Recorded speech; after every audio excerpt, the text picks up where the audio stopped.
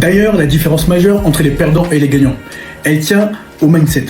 Les perdants, lorsqu'il y a un projet qui va surpasser 90% des hommes, que ce soit sur le plan financier, sur le plan spirituel, sur le plan physique, bref, lorsqu'il y a un projet d'envergure, eh bien, ils diront « et si ça ne fonctionne pas ?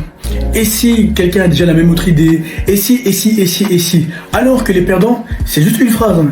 Même si il y a ça qui se passe, je trouverai une solution. Même si ça ne fonctionne pas comme je le veux, je trouverai une solution. Bref, le mot abandonner n'est pas dans leur vocabulaire.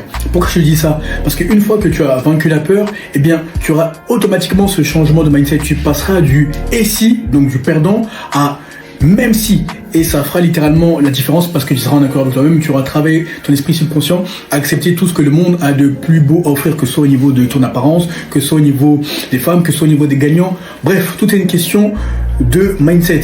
Et là, je te vois venir. Tu te dis concrètement, Olivier, comment je fais pour vaincre mes peurs les plus profondes ? C'est bien beau, mais concrètement, comment ça se passe ? C'est très simple.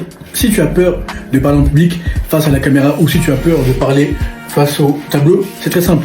Il faut que tu affrontes la peur. C'est la seule manière. Personne ne va venir te prendre par la main en te disant « Allez, ça va bien se passer ». Tu n'es pas une femme, tu n'es pas un enfant, tu es un homme. Tu es jugé à la valeur que tu produis socialement et tu es jugé à tes actions. Donc, il faut que tu affrontes tes peurs les plus profondes. Et surtout, on en revient au mindset, à l'esprit subconscient.